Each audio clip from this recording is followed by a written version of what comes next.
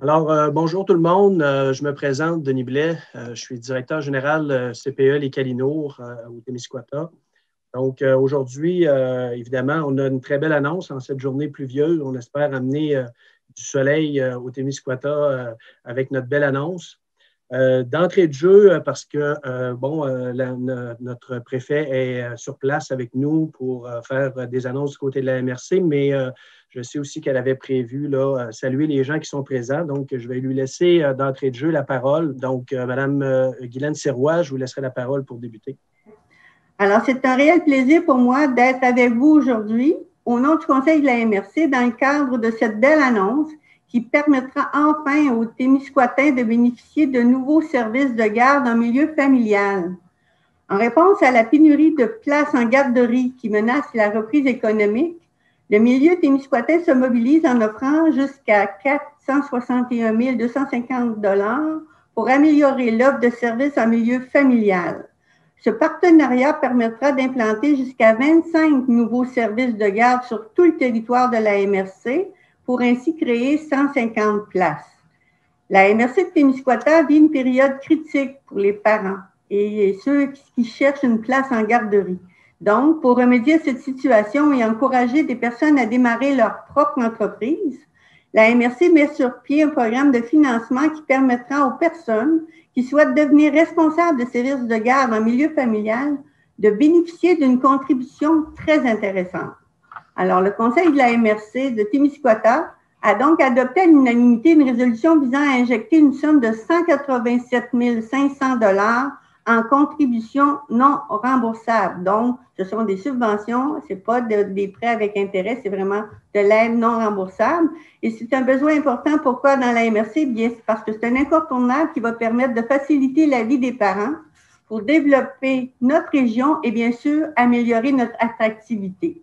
Nous sommes fiers de participer à ce projet témiscouatin qui a été mis en action en très peu de temps, grâce bien sûr avec l'aide des gens du CPE dont les besoins étaient criants, ils nous ont interpellés et il y a eu une concertation avec tous les partenaires de façon très rapide. Je tiens à remercier pour leur implication, bien sûr, la municipalité de Rivière-Bleue, le CPE des Calinours, la ville de Témiscouata-sur-le-Lac, la municipalité de Packlington aussi et la SADC de Témiscouata, ainsi que les différents intervenants au niveau des caisses des jardins des lacs de Témiscouata et du Transcontinental Portage. Les personnes qui sont intéressées à devenir responsables de services de garde pourront notamment recevoir gratuitement un support des conseillers de la MRC de Témiscouata pour la gestion de leurs services. Je souhaite que cette démarche favorise le développement économique local et génère des retombées positives pour les entrepreneurs de toute la région, ainsi que le développement de la collectivité. Je vous remercie pour votre présence et je vous souhaite une bonne rencontre avec nous tous. Mais je voudrais mentionner un petit peu en quoi ça consiste la contribution de la MRC. Donc, très brièvement, c'est un montant de 7 500 $ qui peut être obtenu par les gens qui veulent partir leur entreprise. Il y a 25, comme je le mentionnais tantôt, il y a 25 possibilités de démarrage. Et 50% des dépenses peuvent être attribuées pour de l'aménagement de leurs locaux, du matériel et des jeux, avant taxe, bien sûr. On ne paie pas les taxes et on demande aussi que toutes les demandes soient d'abord acheminées au CPE afin que les Calinours définissent si oui ou non sont admissibles. Puis, eux, il y a aussi une contribution, ils vont vous en faire part tantôt. Et la subvention d'une place en garderie qui est non occupée pourra éventuellement être compensée pour la première année par la MRC. Bien sûr, il y a les conseils de nos différents intervenants pour aider au démarrage. Et je pense que vous avez reçu tous les documents que la MRC a élaborés ainsi que les autres partenaires. Donc, je vais laisser place à d'autres de pouvoir intervenir, de faire leur présentation. Et s'il y a des questions, nous pourrons répondre ultérieurement à chacune d'entre elles. Là, je ne voulais pas éterniser, mais il y a des super beaux documents qu'on a élaborés pour que ce soit plus facile pour que les gens puissent se référer à ces documents-là et communiquer avec les différents intervenants. Alors, je vous redonne la parole, M. Blais. Alors, merci, Mme Sirois. Alors, juste avant de céder la parole aux autres partenaires qui sont présents, autant au niveau des municipalités que des gens de Desjardins, je voulais faire un petit topo au niveau de la situation qui a nécessité cette concertation-là, qui, comme Mme Sirois l'a dit, a été mis de façon très accélérée. Donc, on parle d'un projet qui s'est monté dans les 3 ou 4 derniers mois. Donc, ce n'est pas rien d'avoir des montants aujourd'hui qu'on annonce là, de l'ordre de près de 465 000 $. Donc, il faut s'en féliciter. D'abord, au Témiscouata, il faut savoir qu'au niveau de nos places en installation, on parle de 3 installations pour un total d'environ 150 places. Et notre milieu familial, bon an, mal an, on tourne autour aux environs de 350 places qui sont disponibles. Lorsqu'on est à pleine capacité au niveau familial, on a besoin d'environ une cinquantaine, entre 50 et 60 personnes qui gèrent un milieu de garde en milieu familial. Et quand on est dans cette situation-là, on est vraiment dans une situation d'équilibre au niveau des services offerts aux services de garde. Et je vous dirais, d'ailleurs, en 2015, quand on a ouvert une nouvelle installation à Notre-Dame-du-Lac, on avait effectivement cet équilibre-là parce qu'on a même été obligé de laisser un local fermé pendant un certain temps parce qu'on répondait aux besoins adéquatement là, au niveau de nos familles. En 2018, on a senti une certaine baisse au niveau là, de nos ressources, donc certaines pour la retraite, d'autres pour relever d'autres défis. Mais on est descendu en bas de la barrière limite de 50 responsables en milieu de garde. En 2019, puis en 2020, évidemment, avec la COVID, la situation s'est accentuée de façon importante et je vous dirais même inquiétante. Nos prévisions pour 2021, pour cet été, sont de l'ordre qu'on aurait encore active 32 milieux en milieu de garde, en milieu familial. Donc, vous comprendrez que 32 à une cinquantaine, une soixantaine, il nous manque présentement facilement entre 20 et 25 ressources en milieu familial. Si on comble ces places-là, bien évidemment, on va combler à peu près 150 places. On va être en mesure d'offrir 150 places supplémentaires, ce qui représente présentement notre liste d'attente, grosso modo. Donc, vous comprendrez qu'une RSG rapidement qui se met en action, dans l'espace de 3 semaines, on peut reconnaître une RSG. Donc, chaque RSG qui va se manifester dans les prochaines semaines. Donc, rapidement, on peut offrir des places à notre population. Et c'est vraiment notre porte de sortie là, qu'on veut développer au cours des prochaines semaines, des prochains mois, parce qu'au niveau des installations, c'est des projets qui durent sur plusieurs années et présentement, le besoin est trop criant. Donc, comme Mme Sirois l'a mentionné tout à l'heure, CPE Les Calinours, on a retroussé nos manches. On n'a pas attendu là, d'avoir des nouvelles, que ce soit du provincial ou du fédéral par rapport à certaines annonces. Donc, on a dit, je pense qu'on est capable au Témiscouata, on a toujours fait preuve de solidarité, de mettre des choses en place. Donc, on a initié là, des discussions avec la MRC. Mme Sirois a fait état là, du programme très généreux offert par la MRC. Donc, évidemment, un gros merci, Mme Sirois, puis les maires autour de la table. Puis, je tiens à le souligner, là, ça a été quand même adopté à l'unanimité, chose qui est quand même assez importante de dire aussi, puis Mme Sirois l'a bien manifesté aussi. Mais on a eu aussi d'autres partenaires qui se sont joints à la discussion. Je pense à la SADC, qu'on va parler tout à l'heure. Je pense aux gens de Desjardins et à différentes municipalités qui se sont aussi manifestées là, pour travailler avec nous. Donc, comme je le disais, 465 000 qu'on annonce aujourd'hui, ce n'est pas rien, c'est des gros sous. Je vous invite à consulter la documentation que Mme Sirois vous a mis dans votre pochette de presse. Donc, ça, c'est très, très, très intéressant. Sans rentrer nécessairement dans les détails, juste vous dire que c'est sûr que pour bénéficier de la bourse de la MRC, donc ce n'est pas une bourse qui est remboursable, donc c'est une bourse. Il doit y avoir quand même des dépenses. On parle de quand même un 50 % d'admissibilité des dépenses. Donc, de sorte qu'on a eu des discussions avec M. Ouellet aussi de la SADC pour voir est-ce que des gens, par exemple, qui voudraient démarrer un projet, c'est beau d'avoir une bourse, mais pour avoir un 5 000 $, il faut en investir 10 000. Donc, est-ce qu'on pourrait avoir, par exemple, des prêts qui pourraient être intéressants pour nos gens? Et à ce compte-là, on a eu une très belle ouverture au niveau de M. Serge Ouellet, directeur général de la SADC, puis avec son conseil d'administration représenté par M. Vallier-Daigle. Donc, M. Ouellet, je vous laisserai la parole pour nous présenter ce que la SADC a mis en place. Oui, bonjour tout le monde. Écoutez, très conscient de l'enjeu de la pénurie des places en garderie pour notre collectivité. Les administrateurs de la SADC, lorsque j'ai présenté le projet, ont accepté d'emblée de s'associer à cette démarche afin d'encourager des personnes à démarrer des services de garde en milieu familial. L'appui de la SADC de Témiscouata va se traduire par des offres de financement sous forme de prêts, comme Denis le disait tout à l'heure, avec des conditions très souples pour le remboursement. des conditions qui permettra aux entrepreneurs de ne pas alourdir leurs charges financières au cours des premiers 24 mois d'opération. Comme on sait, en démarrage d'entreprise, les 24 premiers mois, c'est des mois quand même stratégiques, importants, et on nous permettra là, de donner les conditions les plus souples possibles. Dans le fond, on a la possibilité pour des jeunes entrepreneurs de 18 à 39 ans d'obtenir un prêt de 5 à 10 000 avec un congé de remboursement de capital d'intérêt pendant 24 mois et la possibilité de rembourser par la suite pendant 5 ans la somme d'argent qui sera empruntée à la SADC. Et aussi, si la personne a besoin d'un peu plus d'argent, il y a des prêts qui sont possibles aussi de 5 à 25 000 pour payer des frais d'installation, d'aménagement de terrain, etc., de fonds de roulement. Il y aura possibilité d'emprunter cet argent-là, ces sommes-là de 5 à 25 000, avec un congé de remboursement du capital pendant 36 mois. Dans le fond, on réserve, il y a 6 prêts qui seront possibles au cours de la première année et 6 prêts aussi également disponibles au cours de l'exercice 2022 pour un montant total de 210 000 qui est disponible dans cette stratégie qui est lancée ce matin. Merci beaucoup encore une fois, M. Ouellet, très apprécié. On a la chance d'avoir sur notre conseil d'administration au CPE Les Calinours Mme Christelle Rousseau, qui est conseillère aux communications de la vie associative chez Desjardins.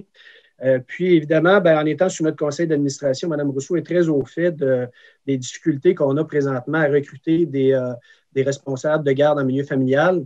Donc, un soir de conseil d'administration, on m'a abordé, moi et Martine, la directrice adjointe, pour dire est-ce que Desjardins pourrait contribuer à cette situation particulière-là? Donc, évidemment, avec grand bonheur, on lui a donné une réponse dans l'affirmative. Donc, Desjardins aussi participe au projet. On a aujourd'hui donc Mme Pelletier, Mme Côté, directrice générale des mouvements des caisses Desjardins, qui sont avec nous. Donc, je vous céderai la parole, mesdames, pour nous présenter votre projet, votre contribution. Alors, bonjour à tous. Au nom des administrateurs et employés des caisses du Témiscouata, il nous fait énormément plaisir aujourd'hui d'être parmi vous pour souligner la participation financière de 10 000 $ de Desjardins en soutien à la création de services de garde en milieu familial, en collaboration, bien entendu, avec les différents partenaires présents aujourd'hui et bien sûr le CPE Les Calinours. Le conseil d'administration de la Caisse transcontinentale Portage a tenu à être partie prenante de ce fonds face aux défis que beaucoup de citoyens du Témiscouata vivent, soit de trouver une place dans un service ou confier ce qu'ils ont de plus précieux, leurs enfants, afin de pouvoir retourner sur le marché du travail. En tant qu'employeur, nous sommes bien entendu conscients que le manque de place en garderie peut avoir un impact important sur le retour au travail de nos collègues. Nous constatons également un impact sur nos membres, autant particuliers qui cherchent ardemment une place que sur nos membres entreprises qui sont à la recherche d'employés. Nous souhaitons aussi contribuer à ce que le Témiscouata soit un milieu de vie attractif pour les nouveaux arrivants et le fait d'avoir suffisamment de places en service de garde à offrir aux familles témiscouataines actuelles ou en devenir est primordial pour le développement de notre région, tant sur le plan social qu'économique. En tant qu'acteur économique de premier plan, impliqué sur tout le territoire du Témiscouata, Desjardins soutient les initiatives structurantes de ce genre pour le développement de nos communautés. Alors, je céderai la parole maintenant à ma collègue Véronique Pelletier. Alors, bonjour. Tout comme notre voisine, la Caisse des Lacs de Témiscouata adhère à cette entente de soutien à la création de places en service de garde en milieu familial avec beaucoup d'enthousiasme. Nous reconnaissons l'importance de l'initiative pour le développement de notre belle région. Chez Desjardins, nous sommes toujours là pour faire briller la jeunesse, de la petite enfance aux jeunes entrepreneurs. Nationalement, c'est plus de 50 millions de dollars qui sont engagés par Desjardins et les caisses dans des initiatives pour les jeunes. Le Témiscouata ne fait donc pas exception et nous nous faisons un devoir, avec grand plaisir, de soutenir les initiatives jeunesse. Ça allait donc de soi que nous soyons impliqués dans cette concertation régionale exceptionnelle. La participation financière de Desjardins consistera à offrir 10 bourses de 1 000 $ aux 10 premiers ou premières responsables en service de garde qui ouvriront leurs portes dans le cadre de la présente entente. Nous sommes très fiers de collaborer à cette initiative unique et je me joins à ma collègue, Mme Côté, pour féliciter M. Denis Blais et Mme Martine Lévesque du Centre de la petite enfance et le bureau coordonnateur Les Calinours. Un merci aussi tout particulier aux autres partenaires de l'entente, la MRC de Témiscouata, la SADC de Témiscouata, différentes municipalités partenaires actuellement. Merci d'être présent et de soutenir le développement de services pour notre grande région. Merci. Merci beaucoup, Mesdames Pelletier-Côté, évidemment très apprécié. Puis merci à Christelle, encore une fois, qui a eu la bonne idée d'entamer des discussions avec vous, puis se sont avérées positives. Donc, c'est un immense plaisir de collaborer avec vous. Évidemment, de mon côté ou de notre côté au CPE, on voulait aussi, dans l'optique de favoriser le recrutement de responsables en service de garde. Évidemment, on est allé chercher des partenariats qu'on est en train de vous présenter, mais de notre côté aussi, on va offrir des choses à nos nouvelles responsables en milieu de garde. Donc, du côté du CPE, donc, toute la formation initiale, donc on parle d'une formation de 45 heures. On a une formation aussi au niveau du MAPAC, formation de cours d'RCR aussi.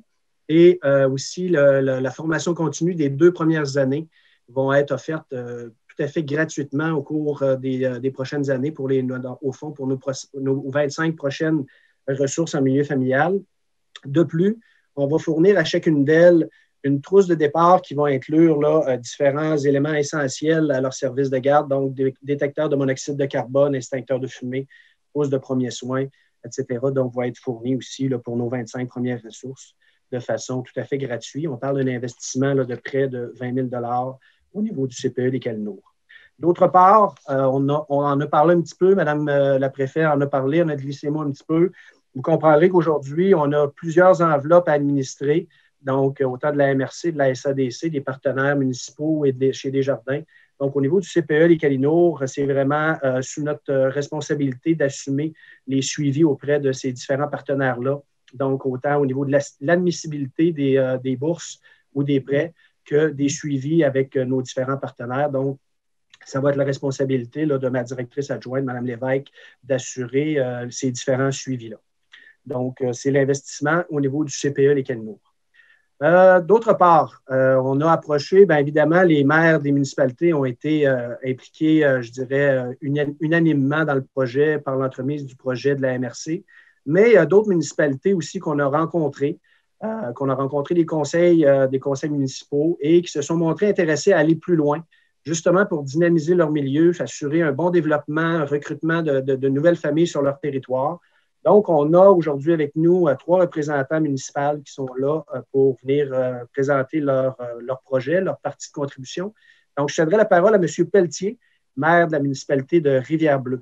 C'est un programme d'aide aux entreprises pouvant aller jusqu'à 5 000 $ en bourse non remboursables par entreprise avec une possibilité de 5 projets annuellement de services de garde en milieu familial admissibles. C'est la contribution que la municipalité de Rivière-Bleue s'est engagée à faire pour le programme des services de garde en milieu familial. Donc, merci évidemment à la municipalité de Rivière-Bleue.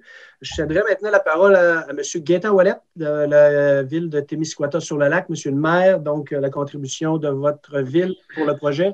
Merci Denis, Guylaine, l'ensemble des gens qui sont présents, les médias. On sait que la COVID a fragilisé un peu les installations, des gens qui ont décidé de se retirer. Puis nous, à Témiscouata-sur-le-Lac, on avait besoin de 6 résidences de gens qui veulent faire en lien avec les résidences de garde. Ça fait qu'on a eu un souhait, puis ça n'a pas été long de faire part de la décision, c'est qu'on veut quand même que ça reste simple parce que c'est un besoin dans l'immédiat qu'on a besoin d'aller dans l'action.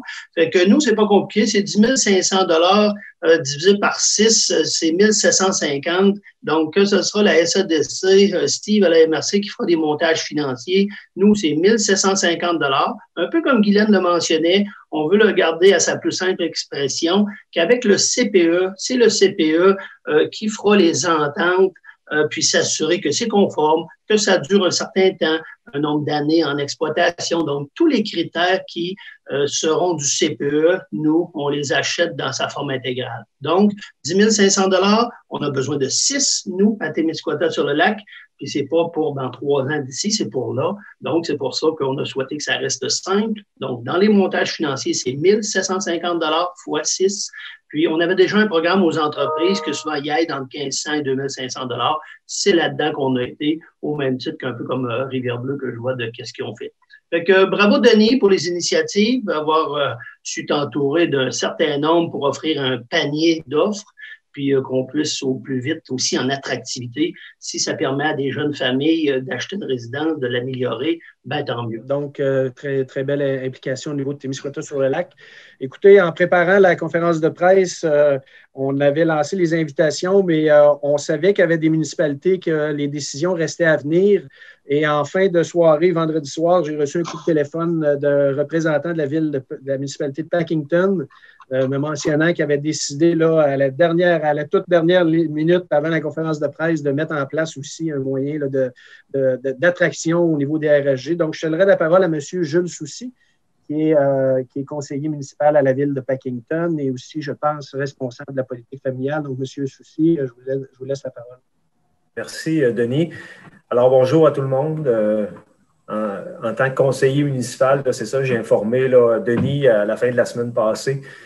Le conseil municipal de la municipalité de Packington est fier d'être partenaire à ce beau projet qui a été initié là, par le Centre de la petite enfance dans le but de favoriser la rétention de nos familles et d'être attractif pour en accueillir de nouvelles. Nous avons décidé d'offrir 2 bourses d'une valeur de 2 000 chacune pour un total de 4 000 aux 2 premières personnes qui pourront devenir responsables au niveau des services de garde en milieu familial. Pour nous, ça s'avère essentiel et fondamental de soutenir ces futurs SG dans notre milieu qui est dynamique et toujours grandissant. Ça s'inscrit évidemment dans notre politique familiale. Félicitations à tous les partenaires pour cette belle initiative au niveau du Témiscouata. Puis encore une fois, bravo Denis pour toute la supervision du projet. Merci tout le monde. Merci beaucoup, Jules. Je sais que tu as fait des efforts de dernière minute, puis je l'apprécie beaucoup. Les gens de Packington vont être bien contents, je pense, de votre implication. Encore une fois, je tiens à remercier évidemment tous nos partenaires qui se sont joints, je vous dirais, de façon spontanée. La problématique de manque de place et de manque de ressources en milieu familial est criante. On espère qu'avec ces différents moyens d'attraction-là, on va réussir rapidement à recruter de nouvelles ressources sur l'ensemble du territoire parce que la problématique est vraiment au niveau de l'ensemble du Témiscouata, mais je vous dirais même à l'échelle québécoise, c'est une problématique qui est québécoise. Donc, je pense qu'on était capable de démontrer qu'on est capable de mettre en place des choses rapidement concertées et de très belles initiatives. Donc, merci encore tout le monde de votre implication, puis je pense qu'on peut être très fiers au Témiscouata de ce qu'on offre. Je veux vous dire que 465 000 $ pour des services de garde en milieu familial, ce n'est pas rien.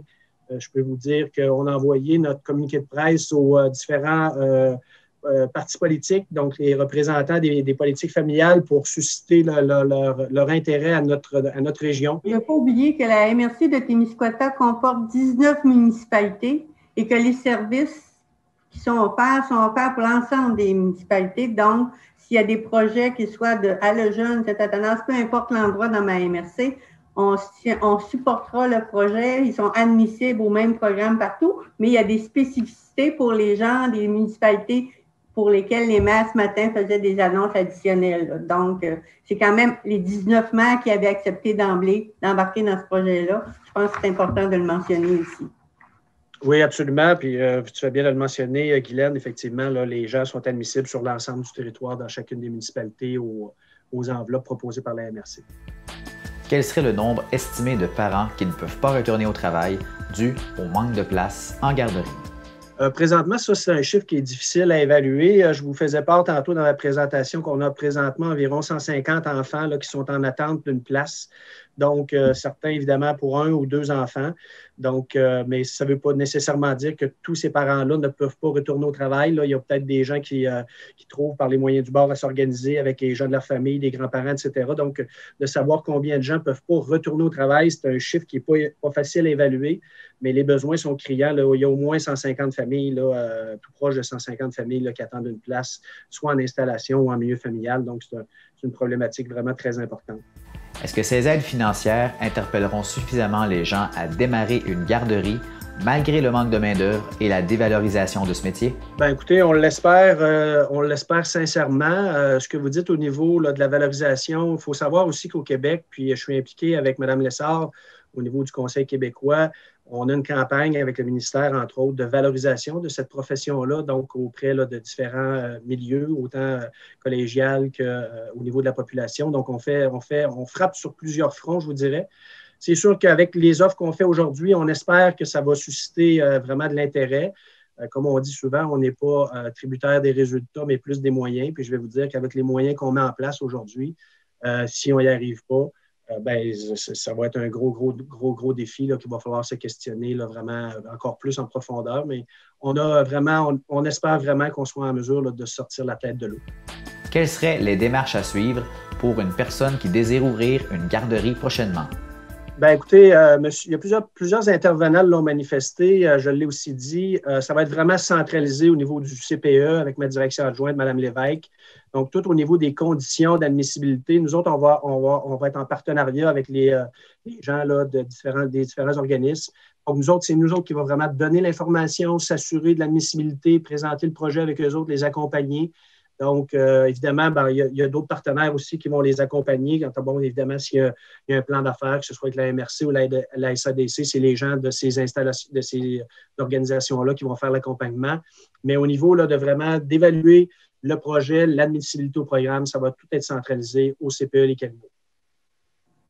Toutes les demandes d'information, il y en a qui vont s'adresser directement au CPE, mais ça n'empêche pas que les gens qui vont communiquer soit à la SADC ou à la MRC, nous, on va avoir à traiter le volet du financement qu'on distribue, mais bien sûr, la reconnaissance officielle pour l'entreprise devra se faire par le CPE qui vont gérer justement toutes les places. Donc, on ne voulait pas qu'il y ait d'interférence par rapport à ça. Puis par exemple, pour les matériaux, pas les matériaux, mais tous les équipements ou des choses comme ça, il faut vraiment que ça se fasse en lien avec le CPE pour voir si c'est pertinent, puis la qualité des produits, des choses achetées ou la liste. Donc, on va travailler en très étroite collaboration avec les gens du CPE. Est-ce que 3 semaines est un délai réaliste pour ouvrir un CPE? En fonction du réalisme de la démarche, ça dépend toujours de l'implication de la personne. C'est sûr que si la personne est vraiment active dans son projet et veut développer sa ressource rapidement, au niveau de la reconnaissance, du processus de reconnaissance, on est à vitesse grand V présentement étant donné le manque de place. Donc, c'est vraiment notre priorité. Et pour ce qui est de la mise en place, formation, MAPAC, 45 heures, etc., 3 semaines, c'est réaliste. Maintenant, c'est certain que si la personne doit faire un aménagement de son sous-sol avec une salle de bain indépendante ou une salle de jeu complète, là, ça va n'en tenir qu'à elle de faire les travaux dans le temps de 3 semaines. Là. C'est sûr que ce bout-là reste probablement difficile à atteindre, mais une ressource qui aurait un milieu qui est déjà apte à accueillir les enfants, nous autres, la garantie qu'on donne au CPE, c'est dans l'espace de 3 semaines, on est capable de passer au processus de reconnaissance. Que représente cette initiative pour votre organisation? Pour nous autres, là, c'est vraiment, on veut insuffler un souffle vraiment de positivisme, de dire, écoutez, on a besoin des gens pour s'occuper de nos enfants au Témiscouata, puis notre territoire est tellement large qu'on ne peut pas faire autrement qu'avoir des ressources dans chacune de nos petites collectivités.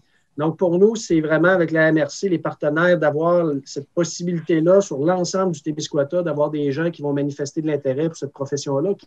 Oui, il y a peut-être une reconnaissance à travailler, mais c'est un travail qui est fantastique. On prépare nos enfants à l'école. On est cette semaine dans la semaine des services de garde où on va évidemment avoir au CPE Les Calinours des moyens de reconnaissance de nos ressources. Donc, c'est un travail qui est très enrichissant, oui, demandant, mais tellement enrichissant et positif. Puis on espère bien qu'on va réussir là, à avoir un certain nombre de ressources. Oui, Guylaine? Bien, moi, je voudrais rajouter qu'il ne faut pas oublier que la MRC de Témiscouata, c'est quand même 4000 km². Donc, on ne peut pas concentrer tout le monde à la même place pour les services de garde. Idéalement, c'est de le faire à proximité des résidences des gens. Puis, c'est plus facile quand on vient pour aller porter les enfants ou les récupérer ou des choses comme ça. Donc, je pense que c'est immensément important. Puis, si on veut que, justement, l'occupation du territoire se fasse, il faut que dans chaque municipalité, idéalement, on ait ces services-là. Et comme le manque est criant en ce moment, ça n'allait pas faire quelque chose qui va prendre 6 mois à se retourner puis avant qu'on remplisse les formulaires. Donc, de façon très, très active, les gens vont soumettre leurs propositions d'aménagement ou des choses comme ça. Ça va être analysé puis ça va être fait assez vite. Mais ce qui était aussi un frein, c'est que parfois les gens veulent faire le service, mais comme c'était compliqué par rapport à certaines règles et normes, en vérifiant avec les possibilités que ce qui pouvait être fait, on peut aménager un sous-sol facilement, puis les gens auront une qualité de vie quand même s'ils ont un service de garde dans le sous-sol chez eux. C'est très simple à préparer, facile à aménager, puis pas compliqué, mais peut-être que le 5 000 $, même le 7 500 $ qui leur manquait, on leur donne, nous, de notre côté. Donc, ils ne peuvent pas dire qu'ils ne peuvent pas le faire parce qu'ils n'ont pas les moyens de l'aménager. On vient leur donner des montants pour le faire et c'est complété s'ils veulent faire plus par la SADC ou le CPE avec différents partenaires comme ça. Puis s'il y a une bourse, je vois mal pourquoi les gens ne seraient pas réceptifs et veulent pas, avec l'ampleur de ce qu'on annonce ce matin, nous, on n'en a pas vu des choses comme ça à date ailleurs au Québec. En tout cas, s'il y en a, on va suivre de près qu'est-ce qu'ils offrent. Mais on était heureux de le faire de cette façon-là parce que ce qu'on voulait, c'est vraiment donner un signal. Au Témiscouata, on est sensible à cette cause-là. On veut absolument que les familles aient les services pour lesquels ils sont en droit d'avoir et surtout redonner de la dynamique, oui, mais que ce soit dynamique au niveau de la relance économique. Parce que ça fait une année complète que là, on est confinés chez nous. Il y en a peut-être qui avaient des projets, puis ils ont vu un petit peu dans l'espace qu'ils avaient, qu'est-ce qu'ils disposent. Puis là, éventuellement, ils vont dire, go, ça vaut la peine. Puis on fait aussi avec le CPE, des approches auprès des jeunes qui pourraient s'orienter dans les services de garde aussi. Toute cette formation-là est en devenir. Il y a plein de choses qui se font aussi. Je pense qu'on a un beau projet, puis on va voir, on va l'analyser. Il y a des gens qui se sont engagés, c'est les 6 premiers à lever la main qui vont, mais si ça fonctionne super bien, je ne vois pas pourquoi les municipalités ne réitéreraient pas aussi leur contribution, parce que si ça fonctionne avec ce qu'on offre aujourd'hui, on va mettre ça vraiment de l'avant, puis on va devenir compétitif avec des gens qui, au lieu de vouloir aller travailler à Rivière-du-Loup, vont peut-être décider qu'ils restent au Témiscouata parce que les services sont plus fonctionnels, parce que des gens aussi de Rivière-du-Loup, quand ils vont voir qu'est-ce qu'on a, ils vont dire, ça vaut peut-être la peine de s'en aller dans ces régions-là, dans le Témiscouata, dans une municipalité quelconque, parce que ce service-là, ils ne sont pas capables de l'avoir dans les municipalités où ils sont actuellement. Donc, moi, je pense que ça nous donnait des éléments majeurs au niveau de l'attractivité.